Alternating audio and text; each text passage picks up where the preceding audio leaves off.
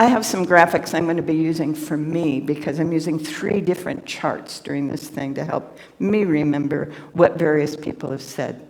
But we're using a term today. We're calling it transitions. And that term wasn't really popular when I was going to school. As an undergrad and grad, nobody really talked about transitions. It wasn't until about 45 years ago, I was still in grad school, when Bill Bridges wrote a book, and he called it Transitions, William Bridges. And I know some of you have used this book in your work over the years. And he woke us up to the fact that life, that's okay, you do what you need to do. He's taking good care of me. He's gonna snuggle you, watch out. Snuggling you. Oh, goody.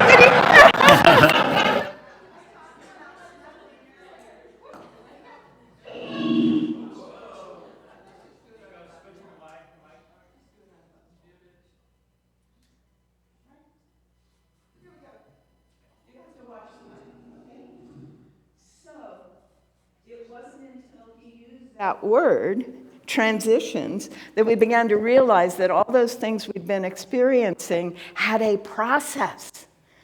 You know, when you graduated from high school, it's kind of bittersweet. Oh, good, I'm losing. I'm losing, right? You know that feeling? Yeah? And when you got married, it was wonderful. Those of you who bothered to do that. It's all this wonderful, but I'm losing. I'm leaving behind. What's happening here, right? Yeah. Transitions involve mixed emotions and many stages. And that's what he began to help us be aware of. And a lot of us who thought we were going crazy at different points in our life were going, oh, this is just the transition process. And then Elizabeth Kubler-Ross came along and said, when someone passes, you're going to go through a process. It's not just grief. Grief is a whole lot of stuff. Now, she laid out 5 steps. Current teaching is there's 22 steps to grief. 22 steps. And it will take at least a year to get to the point where you're not just suddenly breaking down in public when you're in deep grief, right? Wow. Transitions. And isn't that interesting? Because really, if you look at what life is, it's moving from one transition to the next, right? The transition of birth, the very, very, very first transition. One of my favorite ones is stories about that is there's a pair of twins hanging out in the womb, and the temperature's going up, and the environment's getting a little toxic, and there's getting to be this pressure. And they're going, the world's coming to an end. Can we survive birth?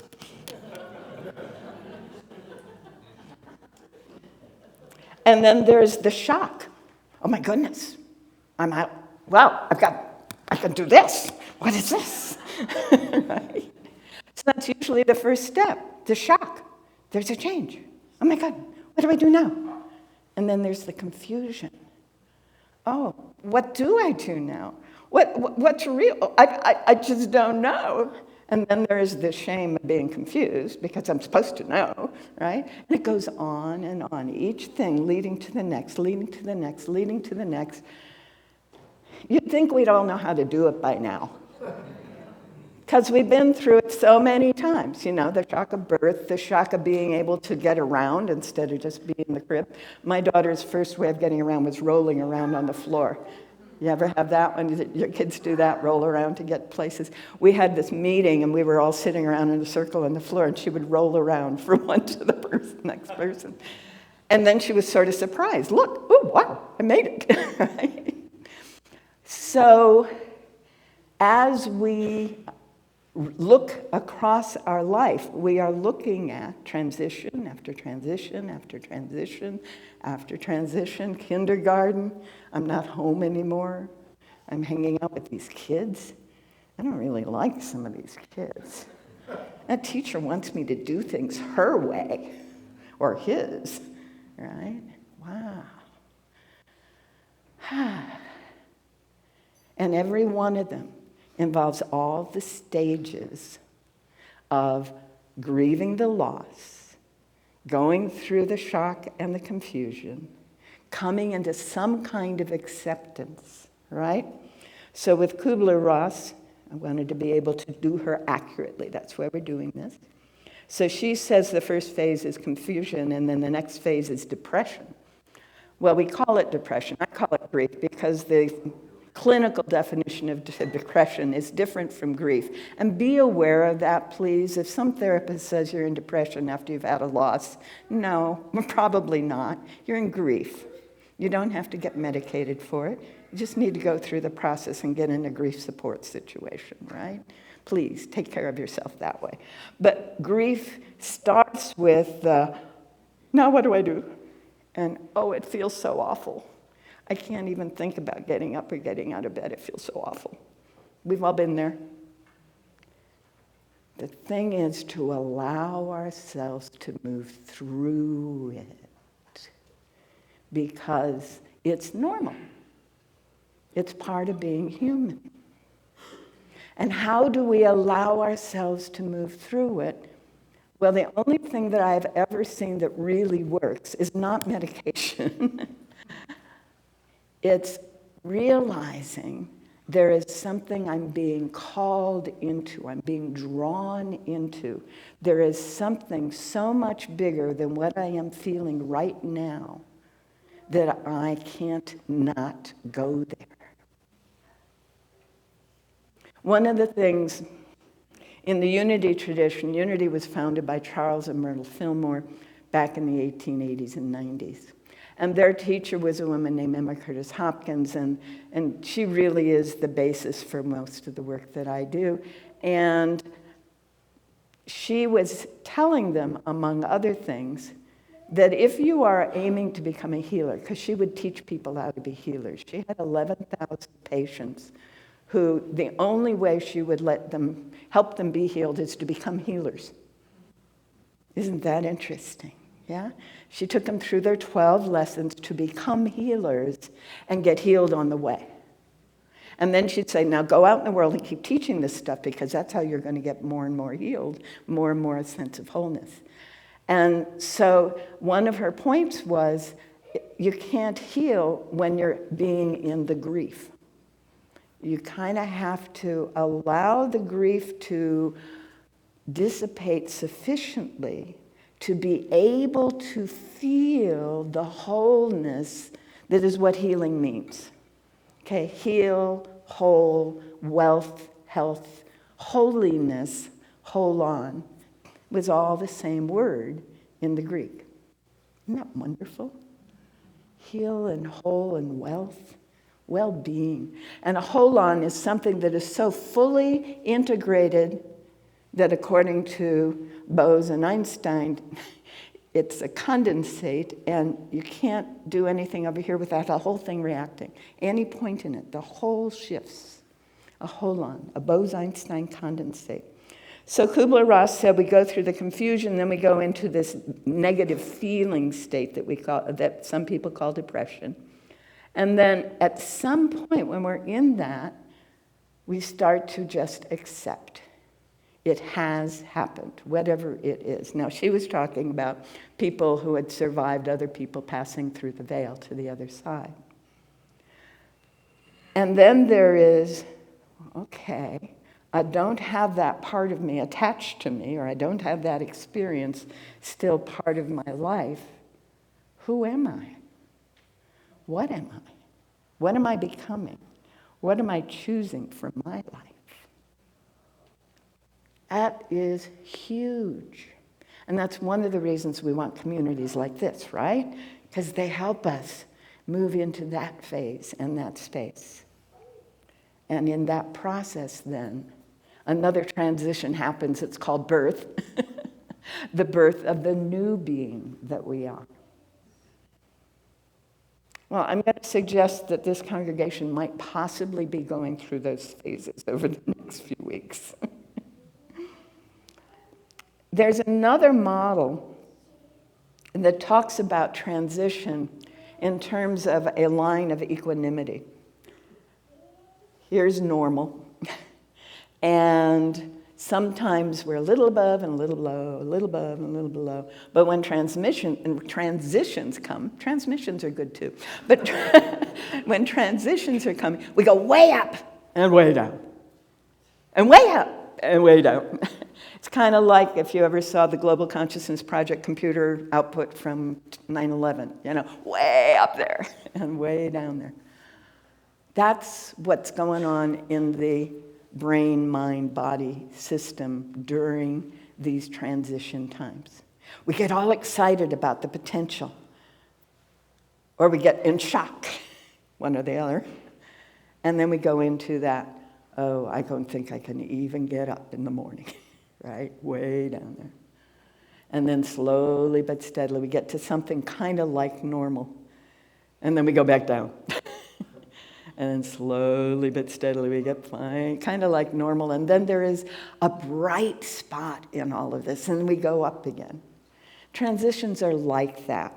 And if we allow ourselves to get stuck in any of them, well, guess what? We're stuck. We're doing a do loop, is what we call it in computer programming. We're doing the same thing over and over and over again. And the definition of insanity? Expecting different results, right? We get stuck that way wherever it is, and it can be stuck in the bottom and stuck in the top. And then when we finally break out, sometimes we plunge back down because we're in a transition when we break out of whatever state we have been. So life and transition are almost synonymous. When I say we have life and we have life abundantly, I'm saying, we have change abundantly. We have transition from one state to another abundantly. Well, then I better learn how to do it without bottoming out, huh? Because if that's normal, if that's what life is, then the idea of not bottoming out because what was is no longer becomes an essential part of my development and my becoming who I truly am. Does that make sense? Yeah. I listen to a lot of what are called near-death experiences, probably 1,000, partly because of my grandmother, right? And almost invariably, there is no upset at having left the body. There is shock sometimes. There is excitement as they wake up to what's possible. But almost never is there, I wish I were back there. I wish I were in that body. No, there's no hanging on to the past as we're going through that particular veil, that particular transition that many people are afraid to use the word death for. Right? There's no attachment to the past. Therefore, there is no upset about the past. Therefore, there is no going down into the depths. The very, very, very few NDEs that include reports of going into hellish environments, it turns out they were programmed for that. It's fascinating. And as soon as they wake up from the program, they're out of there. And usually waking up from the program involves saying, wait a minute, God should be everywhere. God, are you here? Bingo, I'm out of here. That's all it took.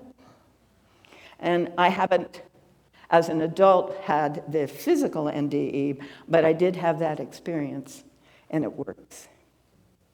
So how can I have the transition be something that is not involving the bottoming out, right? Getting upset because it isn't what it was.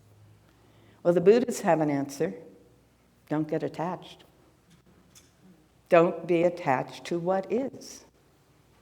Know that what is like Herodotus' river, right?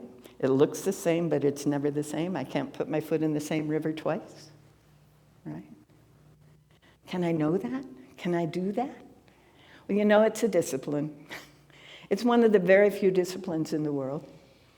We just used this phrase earlier today, high participation with low attachment to results. If I can participate fully and not come in with an expectation it's going to come out a certain way, that the results are going to be something like that, but I don't know exactly what, and I'm okay with that. I'm not going to be so attached to them, am I?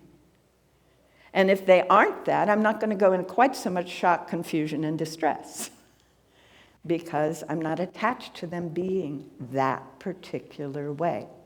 I need to have a sense of what's possible and where I intend to be going in terms of qualities, because that's the only way I can have a sense of where to put my foot, right? The next step. But I don't need to say it's got to be a red Corvair convertible, right, on a cherry condition or whatever it is that the outcome is supposed to be. Oh. Boy, that makes life easier. So much easier. Because life is transitions. There's a systems concept. She mentioned that one of my degrees is in the systems world. It's called panarchy. It was developed by an ecologist. And some of you know about that. His name is C.S. Holling, H-O-L-L-I-N-G. And panarchy is like an infinity sign. You know that figure eight? That sideways figure eight, an infinity sign. And at the bottom of one edge is the seed. As an ecologist, he's going to talk about trees. So seed grows, and it's growing, and it starts to integrate with other seeds and other plants and so on. And they start working together, and they form some structure, and there's this, the bark on the tree, and the integrated root system, and the structure gets more and more structured and solid. The bark, the tree, it's more and more there, right? It's not flexible or anything anymore.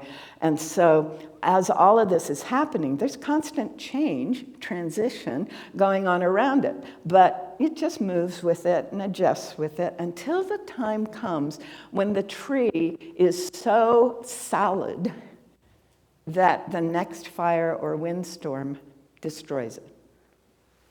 Bingo.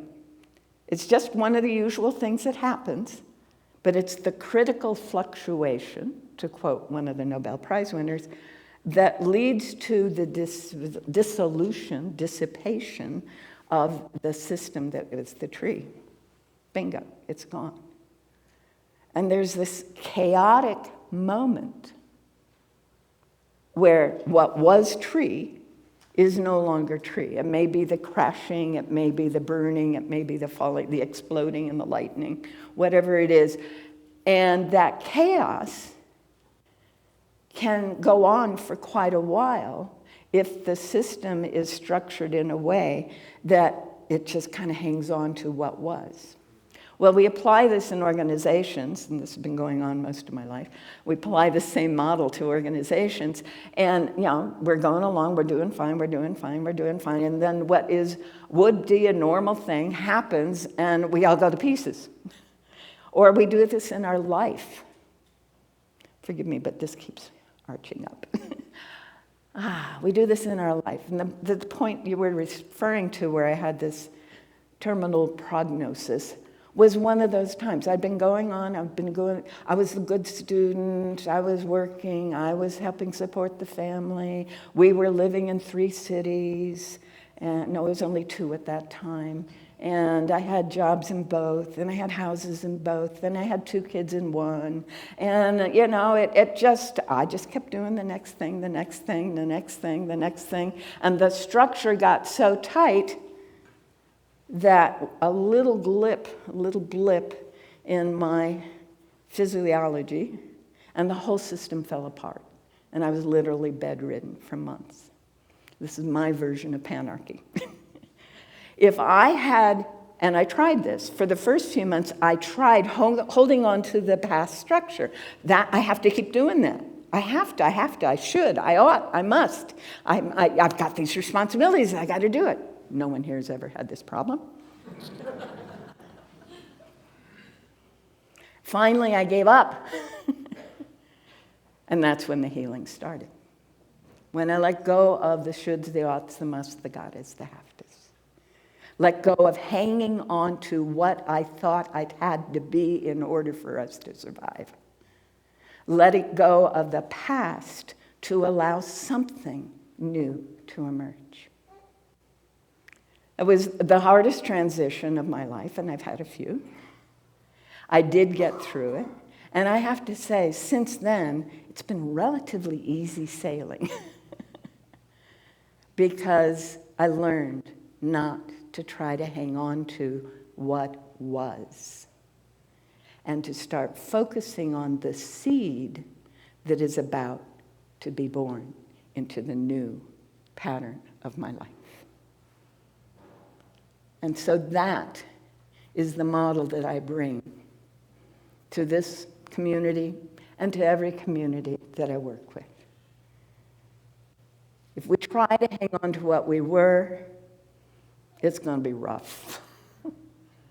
If we're attached to something in particular, life is going to get difficult.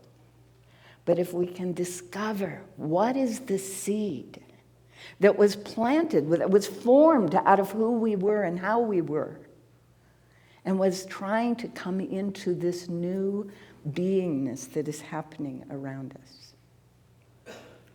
I'm going to apply this to the culture as well. This catastrophe that has happened in the last couple of weeks is going to continue for a while.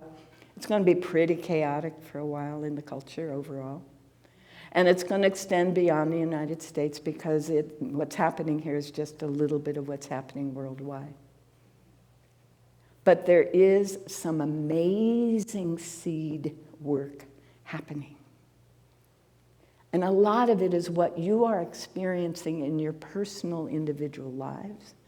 And a lot of it is the kinds of things that Elaine over there likes to write about. A lot of it is people, or Russell over there is dreaming about, right? It's these projects that we're working on where people could live a little more in balance and in harmony with the planet, right? Or with each other. A lot of it is our own getting in touch with what our true nature is. Unity says that at the core, every one of us is that which we call God. The quantum sciences tell us that the quantum field is what our mind is. The universal field, the intelligence and order that is everywhere, is right here. Can I tap into that? Can I build a life? Can this world, this planet, align on that? I believe that's what's happening. Because the piece that didn't get mentioned in that work was when Willis Harman and I were working together, I was becoming a futurist. And I spent 20 years analyzing trends. And I got to tell you, I started again along about, 2016, looking at what the trends really are. If we remain attached to the culture we have been experiencing, it's going to be rough. But if we can focus on the seed of the spiritual knowing that we are, that unity principles offer us, if we can focus on the tools that science of mind brings us, if we can focus on the knowing of harmony that the indigenous people lived here and are starting to live again, we can be that. And this huge transition that people are calling the shift can be relatively easy and graceful as we focus on the seed that is emerging here, now, everywhere, always. For so it truly is. Thank you.